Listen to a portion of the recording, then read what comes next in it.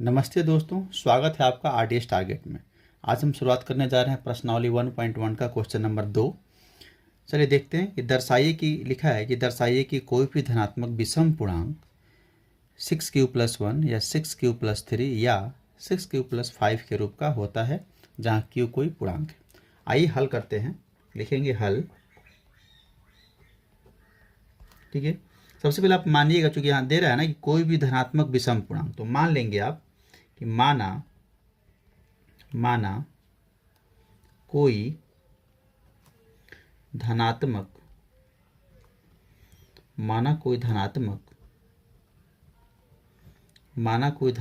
विषम पूर्णांक ए है। ठीक है, तो यूक्लिड विभाजन प्रमेयिका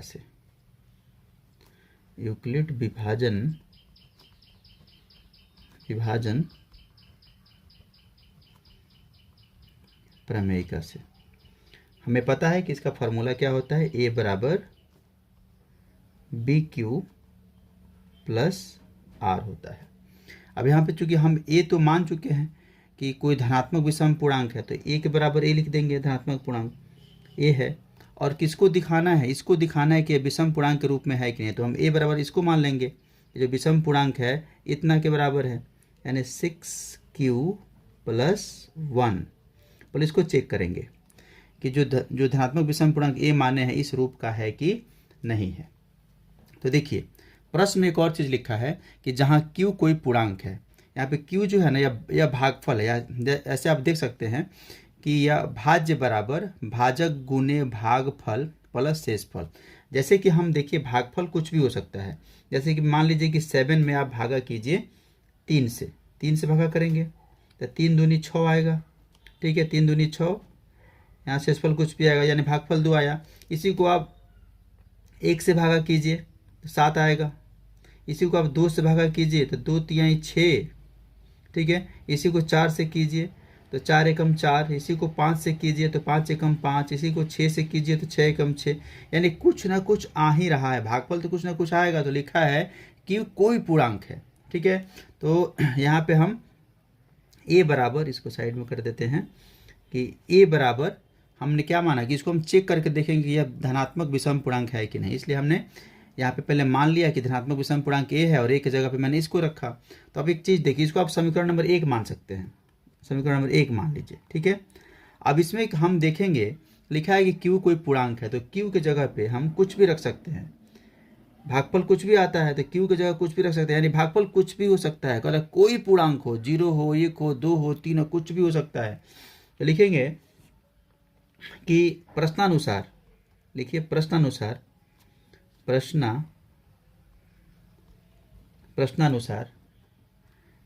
q कोई पूर्णांक है। प्रश्न में कहा है कि q कोई पूर्णांक है, लिख देंगे q कोई पूर्णांक है।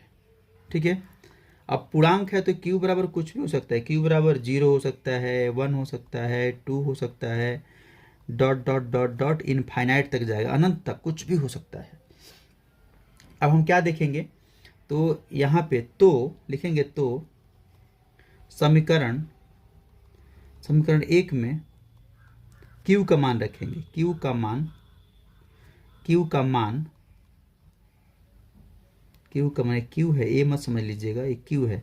q का मान क्रमशः रखने पर, यानी एक बार 0 रखेंगे चेक करेंगे, फिर 2 रखेंगे, 1 रखेंगे तब चेक करेंगे, फिर 2 रखेंगे तो चेक करेंगे। तो समीकरण 1 में q का मान क्रमशः रखने पर। ठीक है प्यारे बच्चों, रखने पर अब हम लिखेंगे समीकरण 1 क्या है। समीकरण 1 है यहाँ पे a बराबर BQ+1 है ना। तो a की जगह पर a है, इसको देखेंगे। इसमें q का मान हम बारी बारी से रख के देखेंगे कि इसका मान जो है यह धनात्मक विषम पूर्णांक आ रहा है कि नहीं। तो एक बार q का मान 0 रखेंगे यहाँ पे। देखिए अब लिखिएगा कि अब b की जगह पे, सॉरी यहाँ पे a बराबर 6q है, 6q। सिक्स क्यू प्लस, अब 6 की जगह पे 6 रखेंगे, क्यू की जगह पे एक बार 0 रखेंगे, 0 गुने 0 कर देंगे और प्लस 1 है। ठीक है, अब इसको आप लोग सॉल्व करके देखिए। 6 में 0 से गुना कीजिएगा तो 0 होगा, 0 में 1 से गुना जोड़िएगा तो 1 हो जाएगा। अब उसके बाद अब 1 रखिए, फिर 2 रखिए, फिर ए बराबर लिखिए, ए बराबर 6 क्यू प्लस 1 है ना, तो 6 क्यू की जगह पे क्या रखेंगे, क्यू की जगह पर 1 रखेंगे, 1। और मैंने लिख भी दिया है कि क्रमशः मान रखने पर, क्रमशः क्यू समीकरण 1 में क्यू का मान क्रमशः रखने पर, तो 6 कम 6 एक साथ हो जाएगा। फिर ए का मान रखेंगे, फिर एक समीकरण 1 को लेंगे, क्या लिखा है, 6 क्यू की जगह पे क्या रखिएगा, क्यू की जगह पे 2 रख दीजिए, 2 रख दीजिए और प्लस 1। यह प्लस 1 जो है ना आपके यहाँ यहीं पे है प्लस 1, तो यहाँ भी सब में प्लस 1 रहेगा, तो 6 दूना 12, 1 13 हो जाएगा। तो जो भी मान आएगा, मान लीजिए आप एक बार 3 को भी रख लीजिए, देखिए ए बराबर यानी क्यू की जगह पे हम 3 भी रखेंगे, तो 6 गुने 3 और प्लस 1, तो 6 3 का 18, 1 19। या जो भी मान आया ना आपको, ए का मान जो आया, यहाँ पे एक का मान, यहाँ पे ए का मान 1 आया, यहाँ पे ए का मान 7, यहाँ पे ए का मान 13, यहाँ ए का मान 19। जो कुछ भी मान आ रहा है ना, तो आप देख रहे हैं ना, यह विषम में आ रहा है, यह सारा विषम संख्या, सब विषम पूर्णांक, सारा का सारा विषम पूर्णांक। विषम पूर्णांक तो समझ में आता होगा ना, विषम क्या बोलते हैं, विषम ऐसी संख्या को बोलते हैं जिसमें 2 से पूरा पूरा भाग ना लगे। अब यहाँ पे देखिए, मैंने 1 को विषम चेक कर दिया, 6 क्यू प्लस 1 को। अब पुनः हम जो धनात्मक विषम पूर्णांक ए माने हैं लिखेंगे, पुनः ए बराबर क्या लीजिएगा, 6 क्यू प्लस 3 को। इसको भी चेक करके देखेंगे कि यह जो है कोई धनात्मक विषम पूर्णांक ए इस रूप का होता है कि नहीं। तो यहीं पे लिखेंगे कि यहाँ पे समीकरण में इसको 2 मान लीजिए, समीकरण नंबर 2 मान लीजिए। ठीक है, तो लिखिएगा समीकरण 2 में किसका मान, क्यू का मान, क्यू का मान क्रमशः रखने पर, क्रमशः रखने पर। क्रमशः का अर्थ होता है कि पहले 0 फिर 1 फिर 2 फिर 3, क्यू बराबर जो है ना इतना रखेंगे। तो यहाँ पे देखिए ए बराबर 6 गुने 0 प्लस 3, पहले एक बार लिख लेते हैं सारा, उसके बाद गुणा करके जोड़ेंगे 1, केवल क्यू का मान बदलेंगे, यहाँ पे 0 1 यहाँ पे 2 रख देंगे, फिर प्लस 3 तो प्रश्न में ही है यहाँ पे, फिर अब ए बराबर 6 गुने 3 कर देंगे और प्लस 3। यह देखेंगे कितना आ रहा है इसका मान, विषम आ रहा है कि सम आ रहा है। देखो 6 में 0 से गुना होगा 0 0 3 हो जाएगा, 6 कम 6 3 9, 6 दूने 12 3 15 और 6 3 का 18 3 21। जो आया ना, ये देख रहे हैं ना आप लोग, ये सारा का सारा क्या है, सारा विषम पूर्णांक है, यह सारा जो है विषम पूर्णांक। ठीक है, अब हम देखेंगे पुनः जो विषम पूर्णांक ए माने हैं ए, अब क्या चेक करेंगे, 6 क्यू प्लस 5 को, 6 क्यू प्लस 5 को देखेंगे, तो फिर लिख देंगे इसको, मान लेंगे समीकरण नंबर 3, और फिर लिखेंगे कि समीकरण 3 में क्यू का मान क्रमशः रखने पर, यानी पहले 0 फिर 1 फिर 2 फिर 3 करके रख के चेक कर लेंगे, क्यू का मान क्रमशः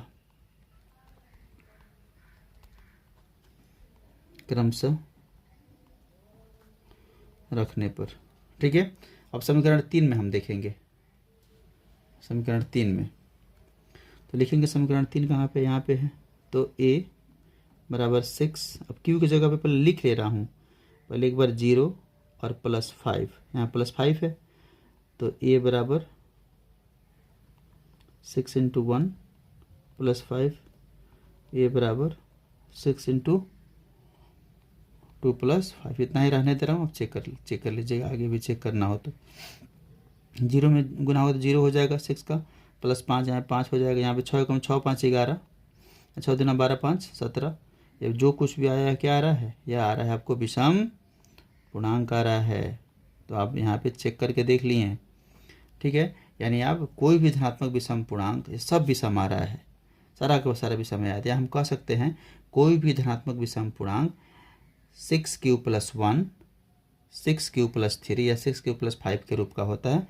इसको आप लोग थोड़ा सा लिख लीजिएगा यहाँ पे लास्ट में कि हाँ, कोई भी धनात्मक विषम पूर्णांक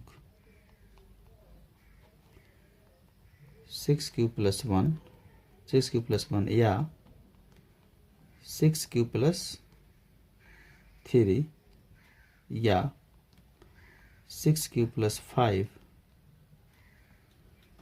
के रूप का होता है। चलिए क्वेश्चन नंबर 4 देखते हैं। क्वेश्चन नंबर 3 जो है लास्ट टाइम में बता दूंगा आपको। चलिए दोस्तों, ये क्वेश्चन नंबर 4 देखते हैं। लिखा है यूक्लिड विभाजन प्रमेय का प्रयोग कीजिए और दिखाइए, दर्शाइए कि किसी धनात्मक पूर्णांक का वर्ग किसी पूर्णांक यम के लिए 3m या 3m+1 के रूप का होता है। यानी कहने का अर्थ है किसी भी धनात्मक, मैंने कह रहा है कि आपको बताना है या दिखाना है, दर्शाना है कि किसी धनात्मक पूर्णांक का जो वर्ग होता है ना, वह 3m या 3m+1 के रूप में होता है। तो चलिए हम बनाते हैं अपने तरीके से। चलिए सबसे पहले लिखेंगे हल, और लिखा है इसमें तो किसी धनात्मक पूर्णांक का वर्ग। तो पहले हम धनात्मक पूर्णांक मानेंगे और लिखेंगे कि माना कोई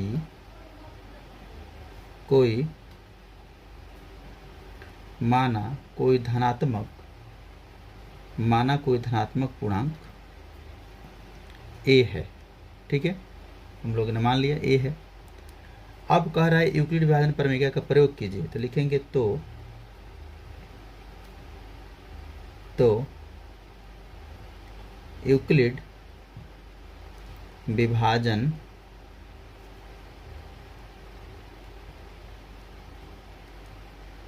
प्रमेय से,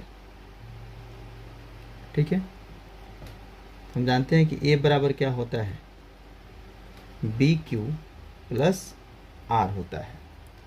ठीक है, अब यहाँ पे चूंकि हम धनात्मक पूर्णांक a माने हैं, तो a जो है a धनात्मक पूर्णांक वह इस रूप का होता है कि नहीं। तो हम सबसे पहले लिखेंगे कि a बराबर 3m। ठीक है, अब यहाँ कहिएगा कि यह 3m इस रूप का तो है नहीं, प्लस r नहीं है, तो यहाँ पे +0 आप रख सकते हैं। इसके मान में कोई परिवर्तन नहीं आएगा, इसमें 0 जोड़ेगा तो उतना ही होगा। यानी हम लिख सकते हैं कि a बराबर 3m। कोई भी धनात्मक जो पूर्णांक है a जो हम माने हैं वह इस रूप का आ रहा है, 3m के रूप का आ रहा है। ठीक है, लेकिन यहाँ क्वेश्चन में इस रूप का नहीं चाह रहा है, कह रहा है कि a को वर्ग करने पर, कह रहा है किसी धनात्मक पूर्णांक का वर्ग, यानी इसका वर्ग चाहिए, वर्ग करने पर इस रूप का आ रहा है। तो हम क्या करेंगे, इसको पहले वर्ग बनाएंगे। तो लिखेंगे दोनों तरफ वर्ग करने पर, दोनों तरफ वर्ग करने पर अब वर्ग कीजिए तो क्या हो जाएगा, a²। इधर भी वर्ग कीजिएगा तो 3m का वर्ग कर दीजिए, a का स्क्वायर, इसको थोड़ा सा तोड़ के लिख लीजिए। 3 का स्क्वायर कीजिएगा 3 3 का 9, और m का स्क्वायर कीजिएगा तो m हो जाएगा। अब यह कहने का अर्थ है जो आपने धनात्मक पूर्णांक a माना और आपने इसको वर्ग किया तो इस रूप का आ गया, लेकिन हमें इस रूप का चाहिए नहीं, हमको या 3m का चाहिए या 3m+1 के रूप का चाहिए। तो मुझे इसको बनाने के लिए इसमें से 3 कॉमन करना पड़ेगा। 3 a², 9 में से 3 कॉमन कीजिए, 3 और नीचे 3m आ जाएगा, 3 3 का 9m। ठीक है, यानी कहने का अर्थ है कि कोई भी धनात्मक पूर्णांक का मैंने वर्ग कर दिया तो किस रूप का आ रहा है, 3 × 3m के। तो फिर आप सोचेंगे यार हमको 3m का अगर काश होता तो ज़्यादा अच्छा होता। तो हम क्या देखेंगे कि यहाँ पे स्क्वायर भी होगा ना, 3 3 का 9, m का स्क्वायर हो जाएगा, सॉरी यहाँ पे स्क्वायर हो जाएगा। तो आप सोचिएगा कि ये 3m के रूप में चाहिए, तो हम देख रहे हैं 3 तो मिल गया, काश इसके जगह पे m रहता तो हम मान लेंगे, ऐसा ही बनता है। इसके जगह पे हम m लिख देंगे, m। ठीक है, 3m के रूप में आ गया। फिर लिखेंगे आप लोग जहाँ आपने m बराबर क्या किया है, m बराबर आपने m बराबर क्या किया है, 3m² लिखा है। जहाँ m बराबर 3m² है। हो गया। तो किसी भी धनात्मक पूर्णांक का आपने वर्ग किया तो 3m के रूप में आ गया। अब दूसरा क्या है, 3m+1 के रूप का। तो देखिए पुनः लिखेंगे, पुनः अब a धनात्मक पूर्णांक a है, अब किस रूप में हमको लाना है, 3m+1 के। तो लिखेंगे a बराबर 3m+1। अब इस रूप का मैंने लिख दिया, लेकिन कह रहा है कि नहीं धनात्मक पूर्णांक का वर्ग कीजिए, दोनों तरफ फिर वर्ग कीजिए। लिखिएगा दोनों तरफ वर्ग करने पर हमने वर्ग किया, a² हो गया। अब इसको वर्ग कीजिएगा तो क्या हो जाएगा, 3m+1 स्क्वायर। यहाँ पे आपको दिख रहा है कि a+b के होल स्क्वायर पे है, तो हमें पता है a+b का होल स्क्वायर क्या होता है, तो a² + b² + 2ab, ऐसा ही होता है। या बहुत लोग इसको ऐसे बोलता है a² + 2ab + b², कोई फर्क नहीं पड़ने वाला है।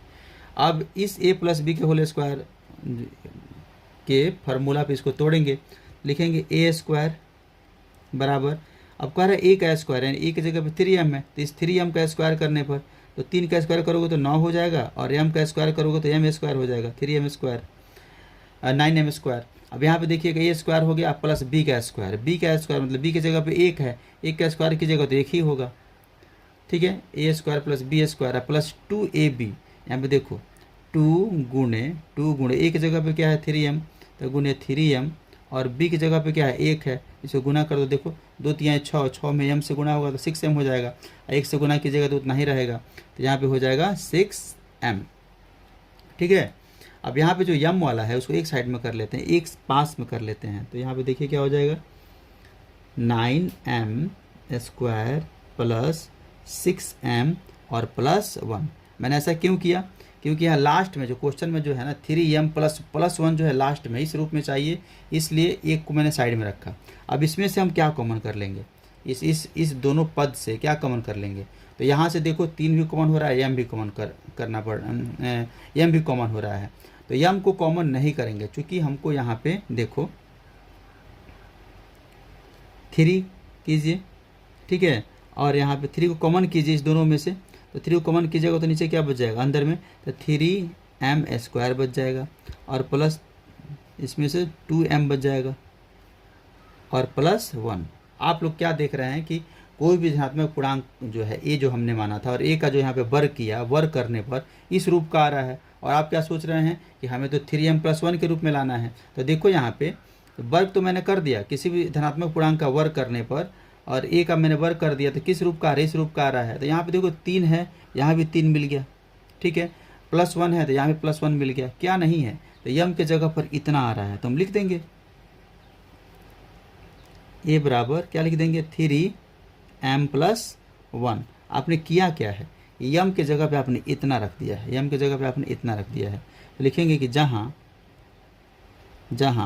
m बराबर 3m² + 2m है, आपका आंसर आ गया कि कोई भी धनात्मक पूर्णांक का वर्ग जो मैंने किया, वर्ग करने पर धनात्मक पूर्णांक मैंने a माना, और उसका वर्ग करने पर 3m या 3m+1 के रूप में आ गया। तो बस लास्ट में थोड़ा सा लिख दीजिएगा कि हाँ कोई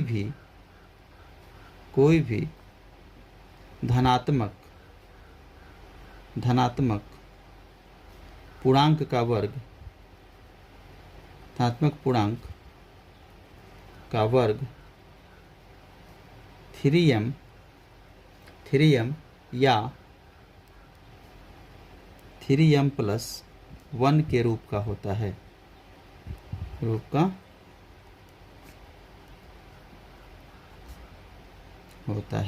ठीक है। ये आपका आंसर आ गया, ठीक है दोस्तों। अब नेक्स्ट वीडियो में हम देखेंगे क्वेश्चन नंबर 5 और क्वेश्चन नंबर 3। Thank you. अगर वीडियो अच्छा लगेगा तो सब्सक्राइब कीजिए, लाइक कीजिएगा और शेयर कीजिएगा। धन्यवाद।